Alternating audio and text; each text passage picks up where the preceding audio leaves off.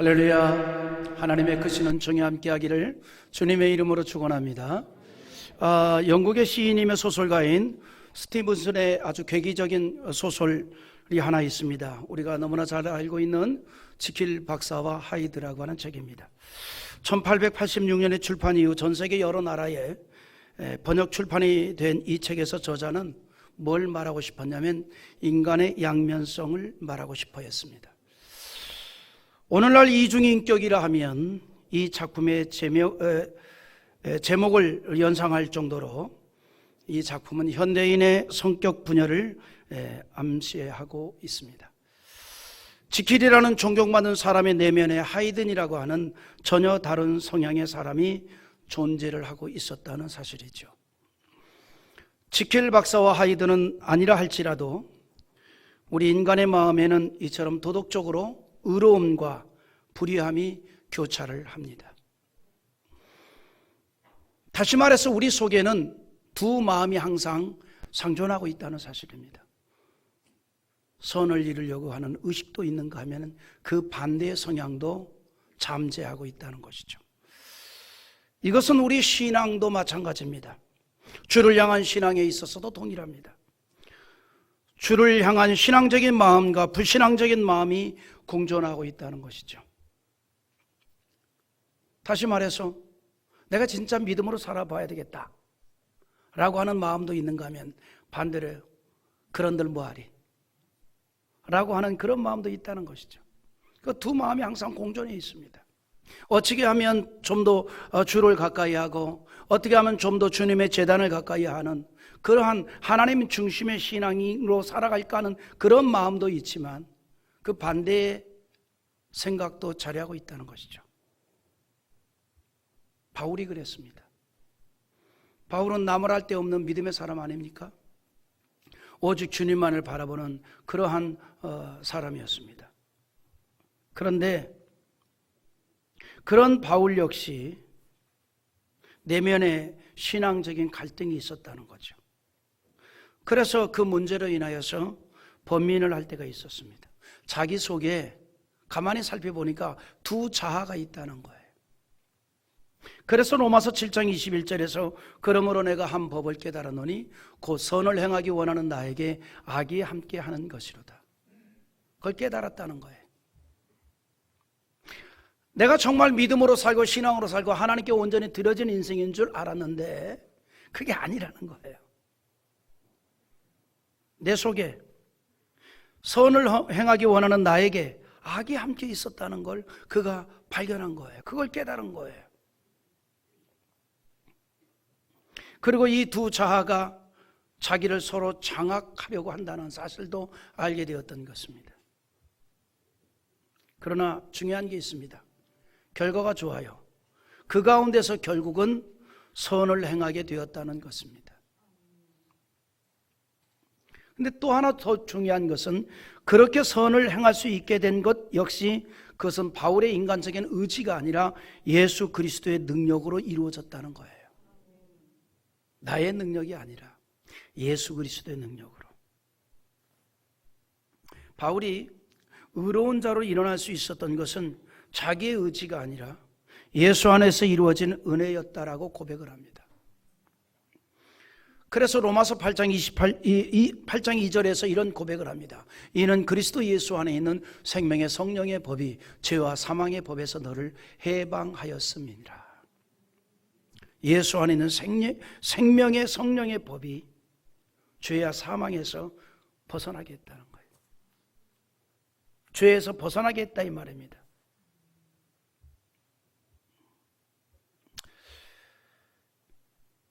여러분, 우리 마음에는요 어떤 마음이 있냐면 누구든지 의를 향하고자 하는 의식이 있습니다.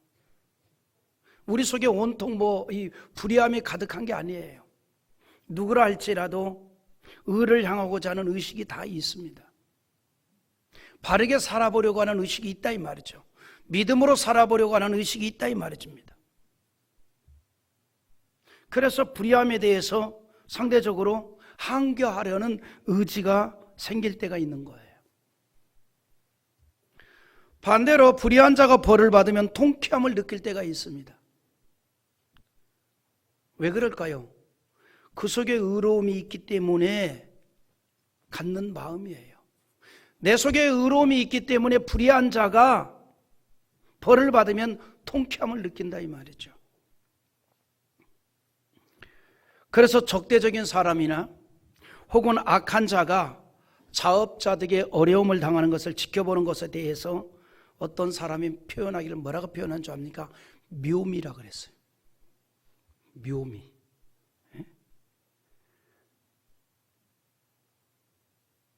모두가 인정하는 문화적 잣대에 따라서 저 사람은 저렇게 당해도 싸다라고 하는 판단에 서게 되면 더욱 그렇다는 것이죠. 여러분, 사람의 마음에는요, 의로운 자의 결말은 아름답고 불우한 자의 결말은 혹독한 심판을 기대하는 정서가 있습니다. 더 심하여 악한 자가 벌을 받을 때 심리적 기쁨도 있어요. 그런 거 있잖아요. 드라마를 봐도 그렇잖아요. 드라마 상에서 연출이지만 거기에 몰입하게 되면 아주 그냥 막 간교하고 악한 자가 어떤 간교를 부릴 때는 그냥 막 같이 몰입이 돼가지고 나의 의로움이 발동합니다. 저런 못된 놈 이러잖아요. 그 드라마 상에서 좀 못되게 굴고 악하게 굴던 사람이 아주 벌을 받으면 시원하다. 아우 잘됐다 그래요. 그건 뭐냐면 우리 마음속에 의로움이 있기 때문에 그런 거예요. 우리의 마음속에 선함이 있기 때문에 그렇다 이 말입니다. 그래서 악한 자가 벌을 받을 때 심리적인 기쁨이 있다는 거죠. 일반적으로 나에게 해를 끼친 사람에게 일반적인 사람들은 불만을 품게 됩니다. 그를 싫어하고 원망도 합니다. 그리고 그 사람이 고통을 받으면 자업자득이라고 생각을 합니다. 물론 옹졸한 사람으로 보일까 봐 속내를 겉으로 드러내지는 못하죠. 그러나 나에게 해를 끼친 자가 어려움을 당할 때, 고통을 당할 때 사이다 기분이 들 때가 있어요. 와, 시원하다. 그러나 그거를 또 드러내지를 못하죠. 옹졸하게 생각할까 봐. 우리의 마음은 선한 자의 좋은 결말을 기대하는 의식이 있습니다. 상대적으로 악한 자의 나쁜 결말에 대한 심리적 의식이 있습니다. 여러분, 그래서 선을 행하다가도 기대했던 결과를 얻지 못하게 될 때 낙심을 할 때가 있어요. 하지만 살다 보면 잘 될 때가 있는가 하면 안 될 때도 있습니다. 이처럼 안 될 때 우리에게 뭐가 찾아와요? 낙심이 찾아온단 말이죠. 낙심은 말 그대로 마음이 떨어지는 것을 말합니다. 어떤 선한 일을 좋은 동기에서 시작을 했지만 여러 가지 어려운 일을 당하게 되면 낙심이 되어서 포기할 때도 있다는 사실입니다.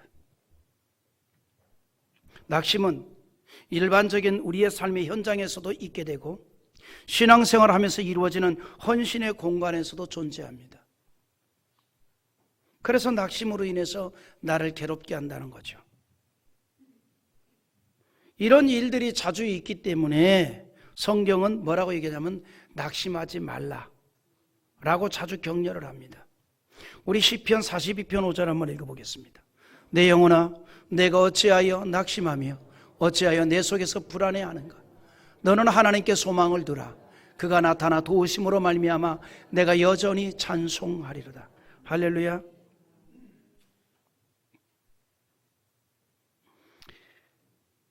낙심하여 불안하지 말라 이 말입니다.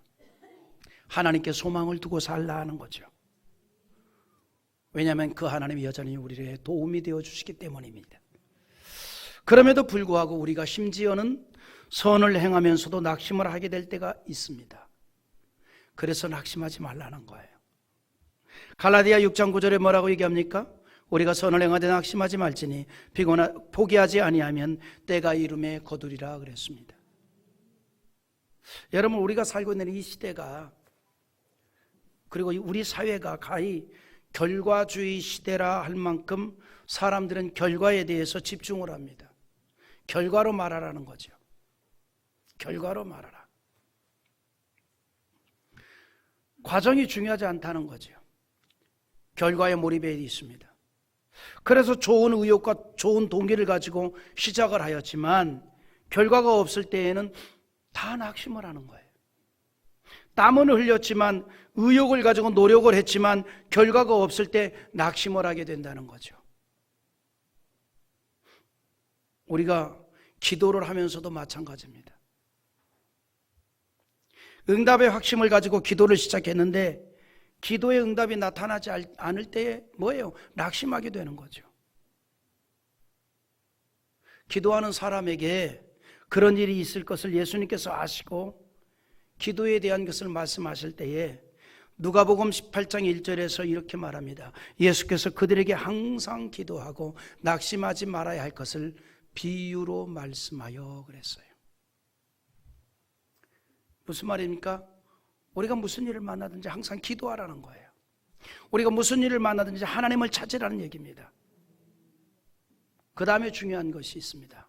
그리고 낙심하지 말라는 거예요. 쉽게 응답이 없어도 낙심하지 말라는 거예요. 바로 응답이 없어도 낙심하지 말라는 거예요. 그러면서 억울함을 당한 한 과부의 간청을 비유를 들어서 말씀합니다. 힘없고 백없는 한 여인이 억울한 일을 당했습니다. 크게 낙심을 당했습니다. 너무너무 낙심이 됐어요. 그러나 그가 낙심하지 아니하고 자기가 살고 있는 지역의 재판장에게 가서 그 억울함을 호소합니다. 그런데 그 재판관이 대단히 불의한 재판관이어서 돈 없고 힘없는 사람의 억울함을 들어주지 않는 자라는 거죠. 그럼에도 불구하고 이 가난한 과부, 힘없고 빼없고 돈 없는 이 여인은 계속해서 이 재판관을 찾아갑니다. 간청을 합니다. 나의 이 억울함을 들어주시기를 원합니다. 그 재판관이 스스로 생각하기를 이렇게 판단합니다. 내가 저 사람의 간청을 들어주지 않으면 내가 괴롭힘을 당하겠다.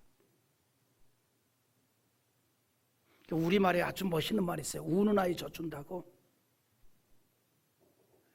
특별히 명절에 우는 아이는 효자입니다. 막 그냥 엄마가 막 이거저거 전도 붙여야 되고 뭣도 해야 되는데 막 가끔 쓰면서 막 울어 제끼고 뭐 할머니가 안 와도 소용없고 고모가 안 와도 소용없고 이모가 안 와도 소용없고 아무리 달래도 소용없고 오직 엄마만 안 와야 울음을 뚝 그치는 자는 효자예요.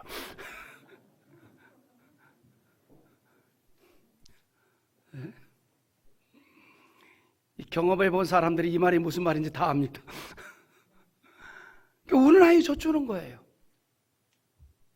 아무래도요 혼자서 잘 노는 아이는 손이 덜 가요. 손이 덜 가요. 그러니까 이 불의한 재판관이 처음엔 들어주지 않다가 이 가난한 과부가 그래도 계속 줄기차게 찾아가니까 내가 저 사람의 손을 억울함을 풀어주지 않으면 내가 어려움을 당하겠다, 고통을 당하겠다. 그래서 풀어주었어요. 예수님께서 이 비유를 통해서 우리에게 말해주고 싶은 게 있습니다. 우리가 무슨 일을 만날지라도 낙심하지 말고 간청을 하라는 거예요. 불의한 재판관도 들어줬는데 하늘의 우리의 아버지 되신 하나님이 우리의 간구하는 것을 들어주지 않겠냐는 거죠. 그래서 누가복음 18장 7절에 이런 말씀을 합니다. 한번 읽어봅시다. 하물며 하나님께서 그 반납 부르짖는 택하신 자들의 원한을 풀어주지 아니하겠느냐, 그들에게 오래 참으시겠느냐. 밤과 낮으로 간절히 부르짖는 그 간절함을 외면하지 않는다는 거예요. 오래 참지 않는다는 겁니다. 예수님께서 이 불의한 재판관과 가난한 과부, 억울함을 당한 이 과부의 가난한 과부, 힘없는 이 여인의 비유를 통해서 두 가지를 동시에 말해주고 있습니다. 첫째는 어떤 일을 만나도 낙심하지 말라는 것이고, 둘째는 절망하거나 포기하지 말고 기도하라는 겁니다. 왜냐하면 우리에게는 하나님이 계시기 때문입니다. 할렐루야. 우리에게는 하나님이 계십니다. 우리의 기도를 기다리고 계신 하나님, 우리의 간구함을 기다리고 계신 하나님, 주를 향하여 손을 뻗을 때 그 손을 잡아주시는 하나님이 우리에게는 있습니다. 여러분, 그래서 우리는 낙심과 절망하는 것이 아니라 여호와를 찾아야 합니다. 그런데 이 낙심하는 일은 개인만이 아니라 국가와 민족도 마찬가지입니다. 여러분, 민족적으로 국민이 절망할 수도 있습니다. 이스라엘이 한때 그랬습니다. 바벨론의 침략으로 예루살렘이 무너지고 많은 사람들이 포로로 끌려갔습니다. 그런데 그들은 포로로 끌려가가지고 어떤 생각을 가졌냐면 조만간에 조국으로 돌아갈 것이다. 조만간에 조국으로 돌아갈 것이다. 여러분, 우리가요 6.25 전쟁이 터졌을 때 이북에서 많은 사람들이 남쪽으로 내려올 때 이렇게 내려온 사람이 있습니다. 잠깐 가 있다가 보면 전쟁이 끝나고 그때 되면 다시 돌아오면 된다. 근데 그 잠깐이 70년이 지나버렸어요. 잠깐 내려갔다가 올라오면 된다. 잠깐이면 된다. 근데 지금 70년이 됐는데도 그때 내려온 사람들이 이제 거반 이제 돌아가셨습니다. 거반. 이스라엘 백성들이 바벨론 포로로 끌려갔을 때 잠깐이면 조국으로 돌아갈 줄 알았어요. 하지만 1년이 되고 10년이 되고 30년이 되어도 되돌아갈 기미가 보이지 않습니다. 점점 마음의 소망이 사라져 버렸어요. 그래서 낙심을 하게 됩니다. 바벨론 강가에서 눈물을 흘립니다. 물론 후에 그들이 이제 포로에서 해방돼서 조국으로 돌아왔죠. 그래서 지난 날을 회상하면서 이렇게 이야기를 합니다. 시편 137편 1절에 우리가 바벨론의 여러 강변 거기에 앉아서 시온을 기억하며 울었도다. 그렇게 포로 생활을 슬퍼하고 낙심하면서 이제는 조국으로 돌아갈 수 있다는 희망이 멀어졌다는 생각이 가득할 때에 그들은 포로에서 돌아왔어요. 엄밀하게 말하면 돌아올 수밖에 없었습니다. 그것은 이미 하나님께서 그들이 바벨론 포로에서 돌아오게 될 것을 말씀하셨고, 더욱 중요한 사실은 이스라엘은 하나님의 백성이라는 사실 때문입니다. 그래서 하나님 여호와께서 그들을 결국은 포로에서 해방시켰습니다. 그래서 낙심에 빠져 있었지만 결국은 조국으로 돌아온 그들이 포로에서 벗어나 조국으로 돌아올 때 그들이 너무나 감격해서 마치 꿈꾸는 것 같았다 그랬어요. 여러분, 기대했던 것 이상의 어떤 일을 우리가 만났을 때, 그 기쁨의 일을 만났을 때 꿈이냐 생시냐 그러잖아요. 마치 꿈꾸는 것 같다. 꿈이었으면 안 깼으면 좋겠다. 그래서 시편 126편 1절이 여호와께서 시온의 포로를 돌려보낼 때 우리는 꿈꾸는 것 같았도다. 오늘 우리 성도들에게 이런 일들이 자주 있기를 기대합니다. 정말 낙심됐는데 여호와 하나님으로 말미암아 꿈꾸는 것 같은 상황의 반전이 이루어질 수 있기를 기대합니다. 우리는 그렇게 될 수 있어요.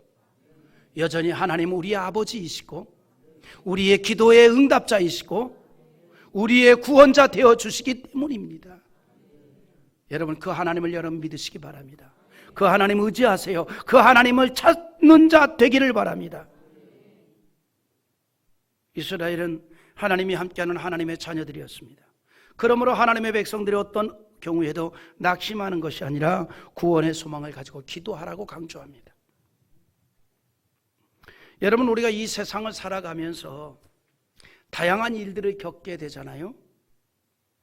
그래서 그에 따른 감정의 기복도 있게 됩니다. 우리가 그렇잖아요. 우리 감정이 변하잖아요. 분노할 때도 있는가 하면은 평안할 때도 있고, 슬퍼할 때도 있는가 하면은 기뻐할 때도 있고, 그렇잖아요. 고통스러울 때도 있는가 하면 행복할 때도 있고 감정의 기복이 있다 이 말이죠. 그런데 그 어떤 것보다도 우리의 마음을 힘들게 하는 게 있습니다. 그게 뭘까요? 낙심하게 하는 거죠. 낙심. 정말 낙심하게 되면 힘들잖아요. 여러분, 가족을 보고 흐뭇해야지 가족을 보고 낙심하면 그거는 감당이 안 되는 거죠. 자녀를 키우다 보면요, 자녀 때문에 부모의 감정은 천국과 지옥으로 왔다 갔다 합니다. 안 키워본 사람들처럼 가만히 있네. 천국과 지옥으로 왔다 갔다 해요. 때로는 정말 천국 같은 기분이 들 때도 있고 때로는 지옥에 던져진 것 같은 기분이 들 때도 있잖아요. 여러분, 정말 힘든 게 자녀로 인해서 낙심될 때 아닌가요? 힘들죠. 낙심될 때. 우리가 살다 보면 이렇게 여러 가지 일들로 인해서 감정의 기복이 생길 때가 있습니다. 그 가운데 가장 힘든 게 낙심이 될 때라는 거죠. 성경의 인물 가운데 낙심할 만한 일들을 경험한 믿음의 사람들이 좀 있어요. 그 중에 한 사람을 꼽으라면 당연히 욥이지요. 그가 누굽니까? 하나님께 칭찬을 들을 정도로, 하나님께서 칭찬할 정도로 순전하고 정직하여 하나님을 경외하며 악에서 떠난 사람이었습니다. 그런데 그는 순식간에 아들과 딸을 잃고 이방인들에게 가축을 다 빼앗겨버리고 말았습니다. 여러분, 그런 거 있잖아요. 그러면 흔한 말이죠, 흔한 말. 부모는 땅에다 묻고 자식은 가슴에 묻는다고. 어떤 분이 흥이 엄청 많은 사람이었는데 자식을 먼저 보냈어요. 그 뒤로 그 입에서 노래가 단 한 번도 나온 적이 없었대요.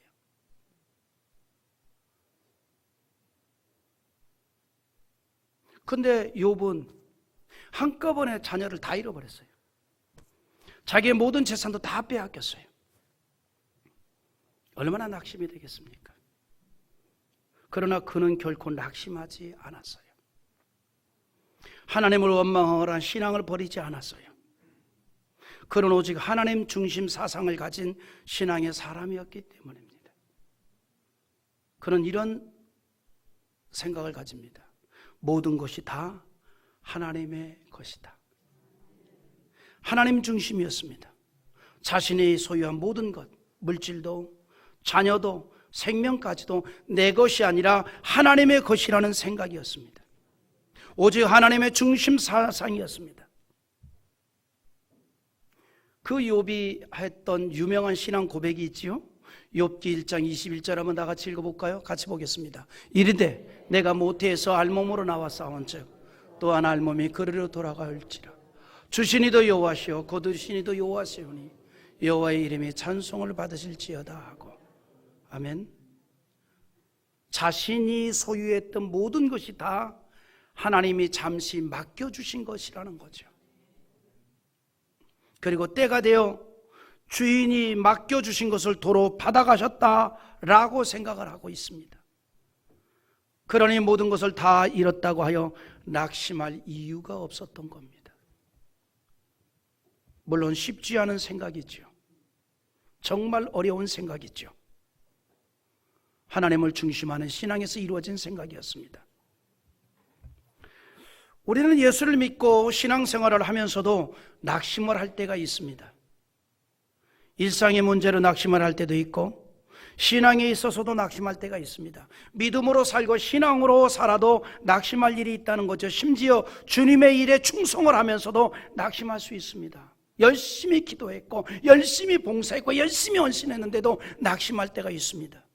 히브리어로 낙심을 마사스라고 하는데 이 뜻이 무슨 뜻이냐면 용해시키다, 분해시킨다는 거예요. 또 황폐케 하다 하는 말입니다. 내 마음을 완전히 녹여버렸다 이 말이에요. 내 마음을 완전히 녹여버렸다. 헬라어로 낙심을 카코스라고 말합니다. 그 뜻은 무가치하고 해롭다는 말입니다.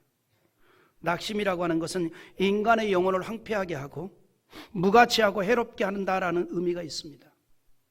그래서 예수님께서 이렇게 말씀합니다. 너희가 낙심하여 근심으로 인하여 너의 키를 한 자 하나 더 자라나게 할 수 있겠느냐? 그럴 수 없다. 무익한 거다 이 말이죠. 때문에 성경은 우리에게 이렇게 말합니다. 낙심하지 말라. 데살로니가 후서 3장 13절에 형제들아 너희는 선을 행하다가 낙심하지 말라 그랬습니다. 이 말씀이 전제하는 게 있어요. 뭐냐면 우리가 낙심을 하게 될 때가 있다는 사실이고, 심지어 선을 행하다가도 낙심할 수 있다는 거예요. 우리가 아무리 믿음으로 살아도 낙심이 찾아올 때가 있다는 거예요. 오직 주님과 복음을 위해서 죽을 위기야 고난도 극복했던 바울 사도도 그랬단 말이죠. 낙심하게 하는 일들이 너무나 자주 그에게 찾아왔습니다. 한때는 이런 일이 있었어요. 고린도 교회의 많은 성도들이 바울이 떠나자 다른 사람의 영향을 받아서 우상을 숭배하는 거예요. 도덕적으로 타락하고 심지어 사도 바울에 대해서 사도성까지 부정하면서 비난을 했습니다. 그러나 중요한 것은 이처럼 바울에게 들려진 소식은 낙심하게 할 내용이었지만 바울 사도는 낙심하지 않았다고 말하고 있습니다. 결코 낙심하지 않았다. 왜냐하면 낙심이란 무가치한 일이요 인간의 영혼과 육체를 황폐케 하는 일이기 때문입니다. 그래서 그가 오늘 본문에 이렇게 말합니다. 16절을 한번 읽어봅시다. 그러므로 우리가 낙심하지 아니하노니 우리의 겉사람은 낡아지나 우리의 속사람은 날로 새로워지는도다. 할렐루야. 그러므로 우리가 낙심하지 아니하노니 그랬어요. 낙심할 만하지만 그러나 낙심하지 않는다는 겁니다. 무엇 때문입니까? 이유가 있습니다. 예수 그리스도의 생명의 역사가 우리 가운데 나타나기 때문입니다. 14절에 이렇게 말합니다. 주 예수를 다시 살리시니가 예수와 함께 우리도 다시 살리사 너희와 함께 그 앞에 서게 하실 줄을 아노라 그랬어요.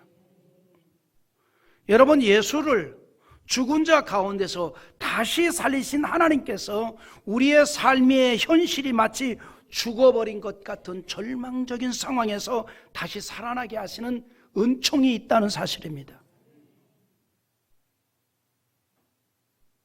우리와 함께 하시는 예수님을 살리신 하나님, 그분이 우리 아버지로 역사하십니다.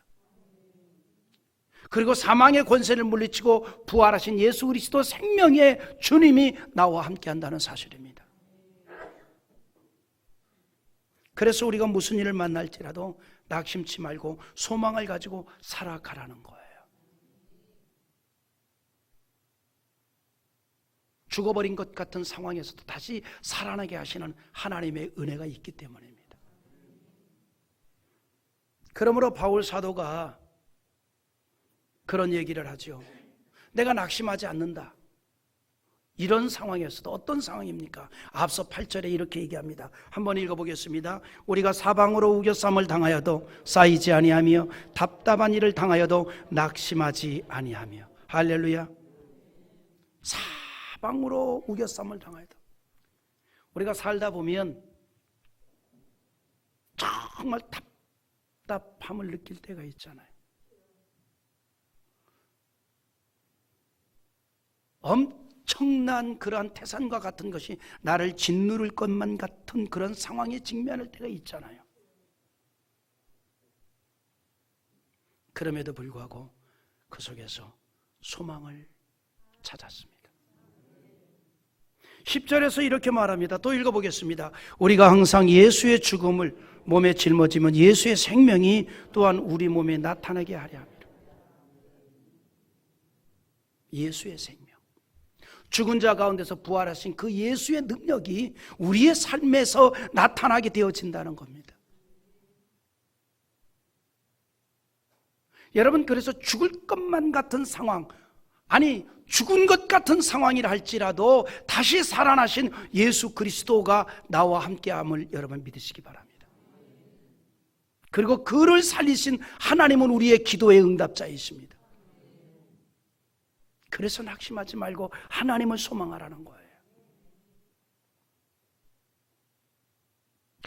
바울이 낙심하지 않는 이유를 이렇게 또 말합니다. 우리의 겉사람은 낡아지나 우리의 속사람은 날로 새로워진다 그랬어요. 여기서 말하는 겉사람, 육체를 말하고 속사람은 영혼을 말합니다. 또 여기서 말하는 겉사람은 인간의 외적인 조건들을 말합니다. 육체와 물질과 명예와 권력과 지식 등을 말합니다. 그런데 사실 여러분 기억하시기 바랍니다. 이 모든 것들은 유한성을 지닌 허무한 것들이라는 사실이죠.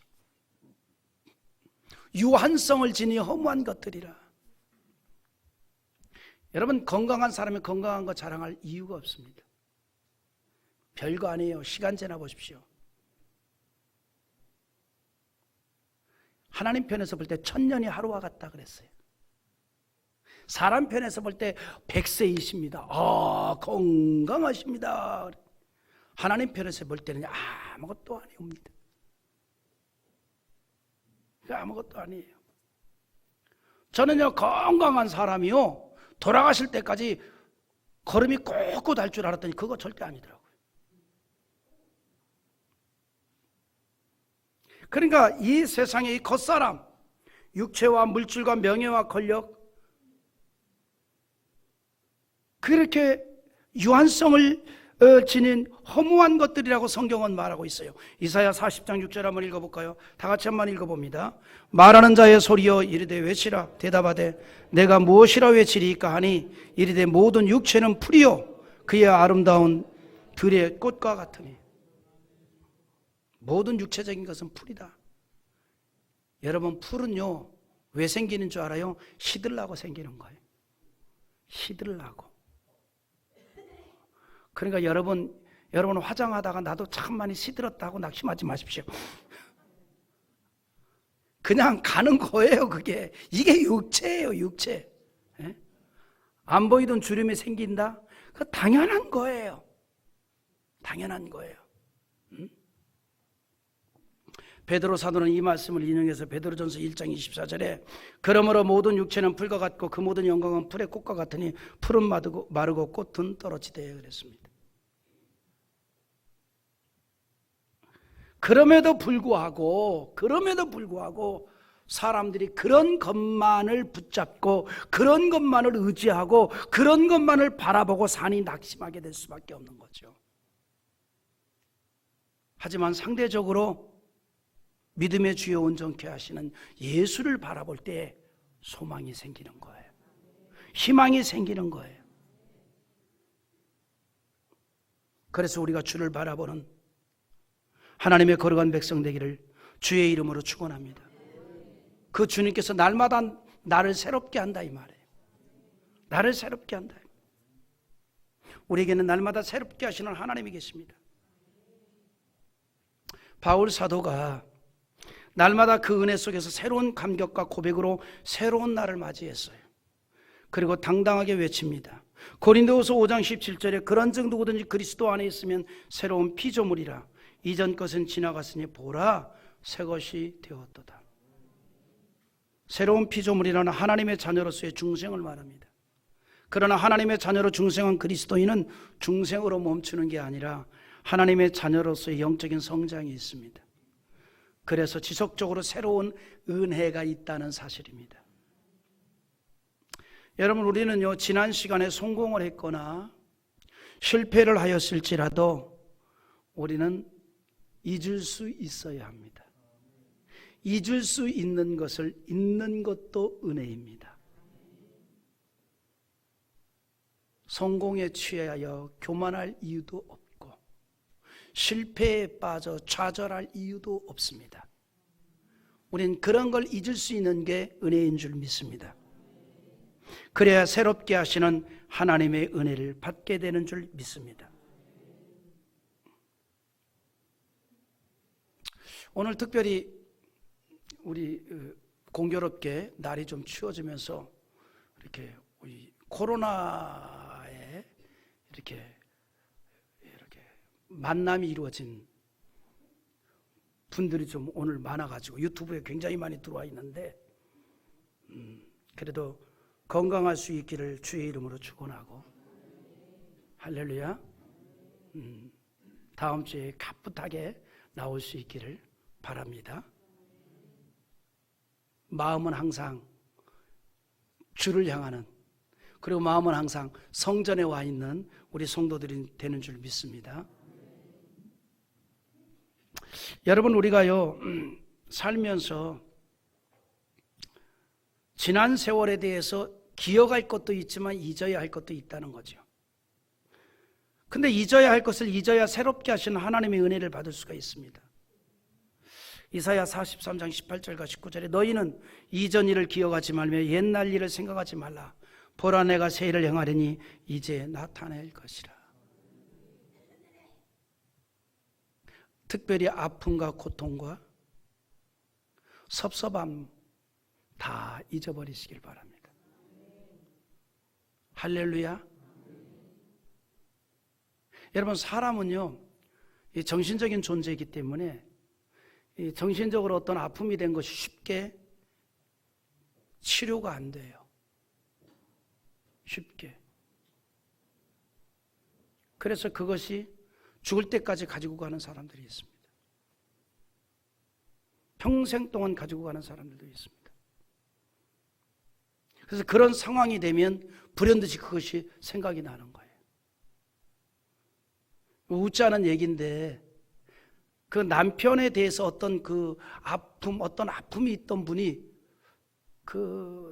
이제 우리는 그런 일이 없으니까 얘기 안 합니다만, 치매가 걸리면 남편에 대해서 막 공격을 한대요. 특히 후라이팬에 조심해야 됩니다. 네? 그 공격을 하죠. 그거를 딱 기억하고 있는 거죠. 그 후라이팬이 손잡이도 좋잖아요.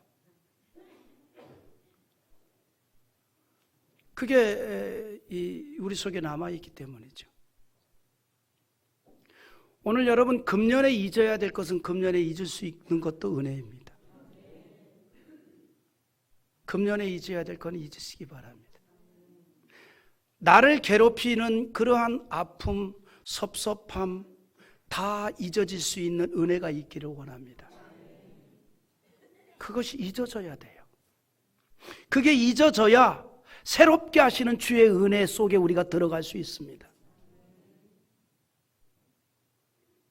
우리가 이제 이번 주를 지나면 마지막 달을 맞이합니다. 새해를 우리가 기쁨으로 맞이하기 위해서 우리가 잊어야 할 것을 잊는 자들 되기를 원합니다. 보라, 내가 새 일을 행한다 그랬습니다. 주께서 우리에게 새로운 은혜를 주기를 원하고, 또 다른 은혜를 내려주기를 원하고, 때다른 축복을 하기를 원하십니다. 그러기 위해서는 우리가 잊어야 할 것은 잊어야 합니다. 우리는 과거에 매여 사는 자들이 아닙니다. 위에서 부르신 부름의 상을 바라보면서 믿음의 용기와 신앙적인 결단을 하면서 가는 사람들이에요. 우리는 과거에 매여 살지 말고 앞을 향해 나아가는 자들이 되기를 바랍니다. 할렐루야. 바울 사도가 빌립보 3장 14절에 표대를 향하여 그리스도 예수 안에서 하나님이 위에서 부르신 부름의 상을 위하여 달려가노라 그랬습니다. 여러분, 낙심되는 일을 만나도 절망하지 아니하고 인내하고 희망을 버리지 않고 소망 가운데 확신을 가지고 나아가는 믿음의 사람이기를 원합니다. 우리 18절 한번 다 같이 읽어봅니다. 같이 보겠습니다. 우리가 주목하는 것은 보이는 것이 아니요 보이지 않는 것이니 보이는 것은 잠깐이요 보이지 않는 것은 영원함이니라. 할렐루야.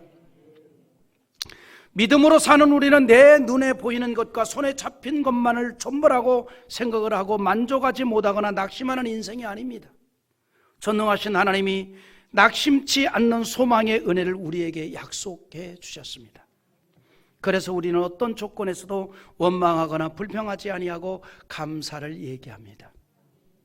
하나님이 나의 삶의 중심이 될 때 결코 우리는 망하지 않기 때문입니다.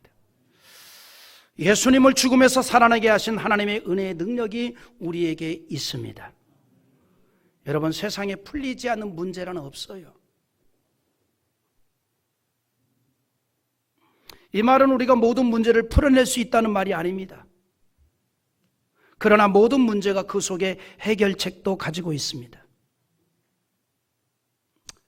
그러니까 우리가 어떤 상황에 있을지라도 우리는 그 상황을 능히 이겨낼 수 있는 은혜를 하나님이 우리 인간에게 부어주었다는 거예요.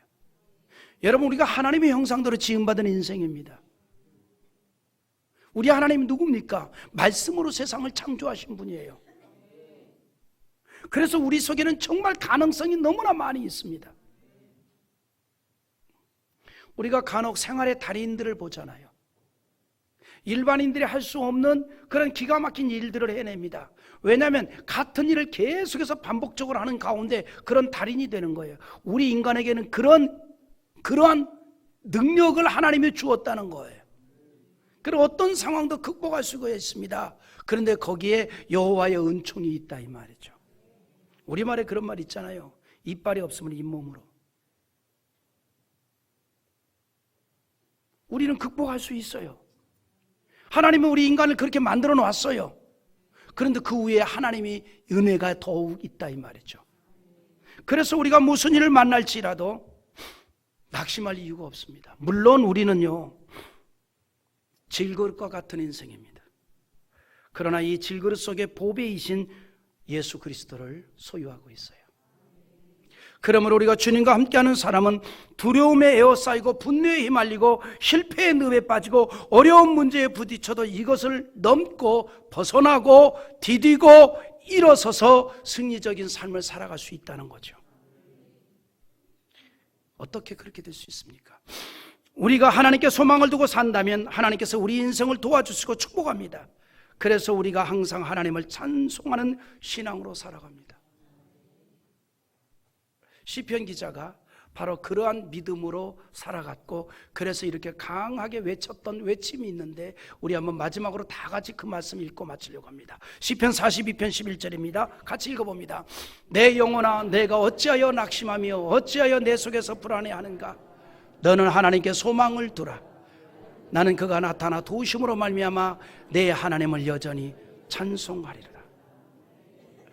하나님께 소망을 둔다면 낙심할 이유가 전혀 없다.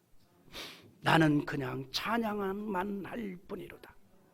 하나님의 역사하심이 그들에게 나타나게 될 것인데 그들이 누구입니까? 여러분이기를 기대합니다.